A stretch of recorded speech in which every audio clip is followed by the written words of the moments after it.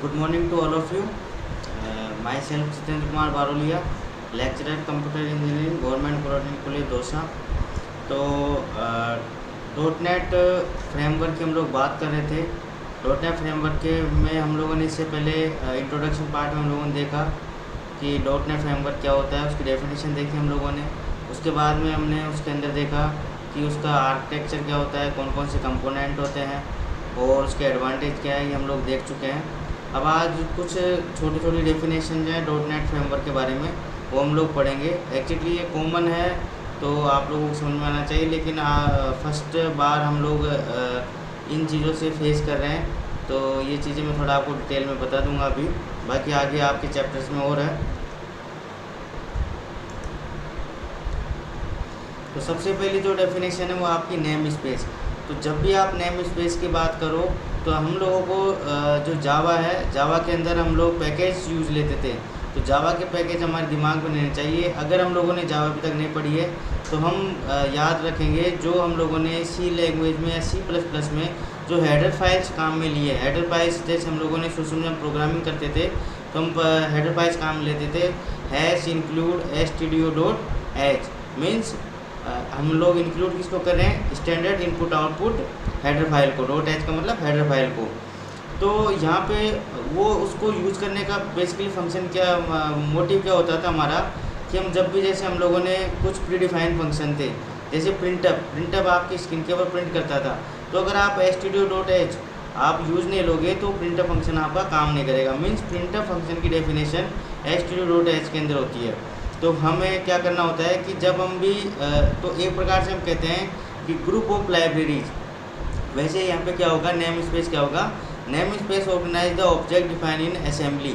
तो यहाँ पे हम असेंबली की बात करते हैं। Assembly can contain multiple namespace which a namespace can have following type its member.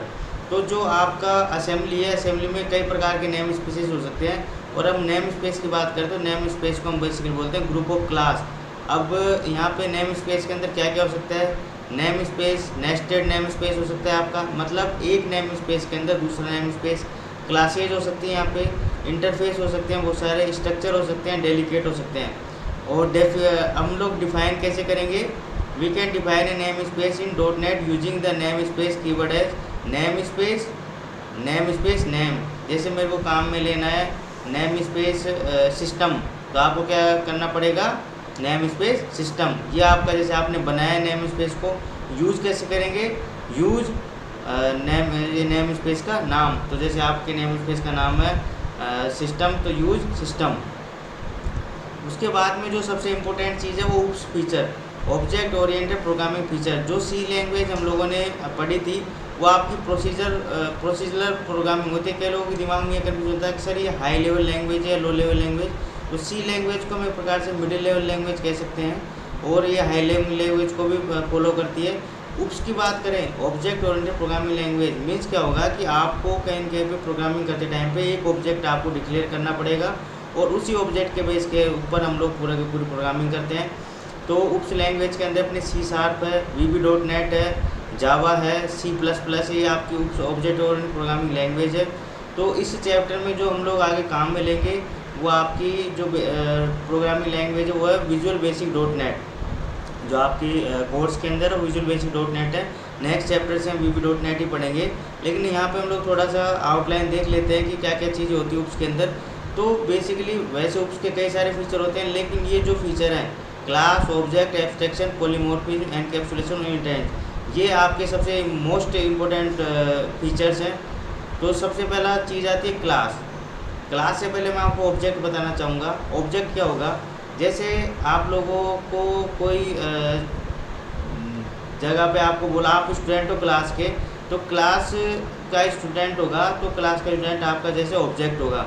Means अगर आप CS थर्ड ईयर के स्टूडेंट हो तो CS थर्ड ईयर आपकी क्लास होगी और ऑब्जेक्ट क्या हो जाएगा, उसका एक स्टूडेंट हो जाएगा। तो क्लास एक प्रकार से फिजिकल, ऑब्जेक्ट हमेशा फिजिकल होता है। फिजिकल का मतलब आप लोग उसको देख सकते हो। और ग्रुप ऑफ ऑब्जेक्ट आपका क्या कहलाएगा, क्लास। क्लास को आप कभी भी देख नहीं सकते, मीन्स आप वर्चुअलाइज कर सकते हो उसको। जैसे कि मैंने आपसे बोला कि CS थर्ड ईयर क्लास को आप लोगों को हाथ लगा के आना है, अब आप क्या करोगे, आप जाके क्लास जो थर्ड ईयर की होगी आपकी क्लास रूम होगा, आप उसको हाथ लगा दोगे, सर हमने क्लास रूम के हाथ लगा दिया। लेकिन ऐसा नहीं है, क्लास रूम वो आपका क्लास रूम है। जबकि हम लोग बात करें क्लास की, तो जब तक कंप्यूटर साइंस थर्ड ईयर के स्टूडेंट मिलके एक जगह नहीं बैठ जाएंगे, तब तक वो पूरी कंप्यूटर साइंस थर्ड ईयर की क्लास नहीं कहलाएगी। तो आप लोग समझ गए होंगे, क्लास एक वर्चुअल एंटिटी होती है, जबकि ऑब्जेक्ट आपकी फिजिकल एंटिटी होती है। तो ऑब्जेक्ट जो भी क्लास का एक सिंगुलर चीज़ होगा वो आपका ऑब्जेक्ट होगा। जैसे कि मैंने बोला कि ये पूरा का पूरा इलेक्ट्रॉनिक्स थर्ड ईयर की क्लास है, तो आप क्या वहाँ पे कौन बैठ रहेंगे, इलेक्ट्रॉनिक्स थर्ड ईयर के स्टूडेंट, और ऑब्जेक्ट क्या हो जाएगा, इलेक्ट्रॉनिक्स थर्ड ईयर का स्टूडेंट। तो आई थिंक मैं समझता हूँ कि ऑब्जेक्ट और क्लास में डिफरेंस आपको समझ में आ गया। तो यहाँ पे जब भी हम बात करते हैं ऑब्जेक्ट और प्रोग्रामिंग लैंग्वेज में, तो आप सबसे पहले ऑब्जेक्ट बनाते हैं और उस ऑब्जेक्ट का क्या होता है, क्लास। इसके बाद में बात आती है आपकी एब्स्ट्रैक्शन। एब्स्ट्रैक्शन क्या होता है, अगर आप हिंदी में इसके वर्डिंग देखें तो हिंदी में आप इसको बोलते हैं छिपाना। एब्स्ट्रैक्शन का मतलब होता है छिपाना। मीन्स जैसे आप लोग कई बार मोटरसाइकिल के शोरूम में गए, मोटरसाइकिल आपको परचेज करनी है, तो आप उससे पूछते हैं कि इसका माइलेज कितना है। जैसे आपने पूछ लिया उसका माइलेज, उसने बताया कि इसका 75 किलोमीटर पर लीटर माइलेज है। लेकिन अगर वही आप उससे केवल ये पूछते हो कि आप इसमें कितने गियर सिस्टम है, जैसे उसने बताया इसमें 4 गियर सिस्टम है, तो वो आपको हमेशा ये बताते हैं कि 4 गियर सिस्टम है। वो आपको ऐसे नहीं बताते, उसका इंटरनल प्रोसेस मोटरसाइकिल को खोल के ऐसा नहीं दिखाते कि इसके अंदर जैसे 4 गियर वो कैसे वर्क कर रहे हैं। तो केवल यूज़फुल इन्फॉर्मेशन ही आपको दिखा रहे हैं, और जो भी ज़्यादा इन्फॉर्मेशन वो आपको क्या लेते हैं, छुपा लेते हैं। मीन्स यूजफुल इन्फॉर्मेशन ही केवल आपको दिखाना, ये चीज़ क्या कहलाती है, एब्स्ट्रैक्शन। अब क्वेश्चन आया कि सर इसका आपने उप फीचर से क्या रिलेशन है। तो प्रोग्रामिंग करते टाइम पे हम लोग क्या करते हैं कि जो क्लास होती है तो या ऑब्जेक्ट होते हैं, तो उसके यूजफुल फीचर है केवल उसको ही दिखाते हैं, और बाकी फीचर को हम लोग छिपा लेते हैं। ये क्लास की एक गुणवत्ता है।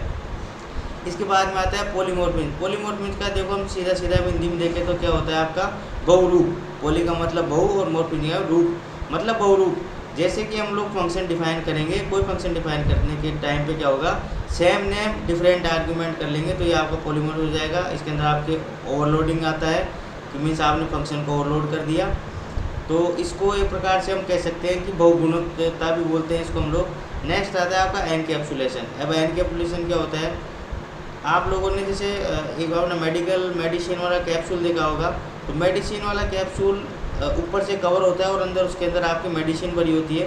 तो यहाँ पे भी वही सेम फंडा होता है कि जो क्लास है, क्लास के अंदर जो भी डेटा मेंबर और डेटा फंक्शन होंगे वो आपके एनकैप्सुलेट होंगे, मीन्स वो छिपे होंगे। ये आपका सिक्योरिटी पर्पज से होता है। तो इसको एक्सेस करने के लिए ऐसा नहीं है कोई भी आपकी क्लास को एक्सेस कर जाएगा। क्लास को एक्सेस करने के लिए अलग अलग मेथड होते हैं, जिसको अपन एक्सेस कंट्रोल में पढ़ेंगे हम लोग। जैसे आपका प्रोटेक्टेड है, फ्रेंड प्रोटेक्टेड है, इसके अलावा प्राइवेट है, पब्लिक है, तो ये सब आपके क्लास के मेथड हो जाएंगे। इसके बाद में आता है इनहेरिटेंस। इनहेरिटेंस एक बायोलॉजिकल वर्ड है। इनहेरिटेंस का मतलब होता है आपका, मीन्स आपने कोई चीज़ है उसको वापस से रीयूज किया है, ठीक है। तो इनहेरिटेंस का यहाँ पे हम लोग बहुत ज़्यादा इंपॉर्टेंट रोल है यहाँ पे। तो इसमें एक तो सिंगल लेवल इनहेरिटेंस होगी, मल्टी लेवल इनहेरिटेंस होगी, और मल्टीपल इनहेरिटेंस यहाँ पे नहीं होती। इस जगह हम लोग क्या यूज में लेते हैं, यहाँ पे इंटरफेस काम में लेते हैं। तो क्लास और ऑब्जेक्ट को देखते हैं। इसके बाद हम आपको दिखाते हैं एनकैप्सुलेशन। तो एनकैप्सुलेशन की डेफिनेशन देख सकते हैं। Encapsulation means that an object can hide it's internal data structure from consumer of the object. तो आपने कोई प्रोग्राम बना दिया, और ऐसा नहीं कि उस प्रोग्राम को खोल के कोई भी हैकर है उसमें से डेटा यूज़ लेके आपके प्रोग्राम को मैनिपुलेट कर दे, तो ऐसा नहीं है। तो केवल एनकैप्सुलेशन के अंदर उस ऑब्जेक्ट को ऐड कर लिया जाता है जो इंटरनल आपके डेटा स्ट्रक्चर में काम में आ रहा है। दूसरा आपका आता है polymorphism. The second characteristic of OOP system is polymorphism. This concept defined as the ability to write code that treats object if the were the same when in the fact they are different. तो मैंने आपको बता दिया polymorphism का मतलब same आपका function होगा, different उसकी आर्गूमेंट होगी, ठीक है। नेक्स्ट आपका inheritance. Inheritance, the final concept is inheritance. Inheritance allow object to share their interface to definition of their member and or implements in hierarchy. For example, Tyrannosaurus and Velociraptor object might be derived or inherited from a monogeneric theropod object. तो ये example dinosaur प्रजाति का लिया है इन्होंने कि ट्राइनासोर और velociraptor object से कौन इनहेरिट हुआ, आपका थेरोपोड ऑब्जेक्ट हो गया। तो ये डायनासोर आपके से उत्पत्ति हुई।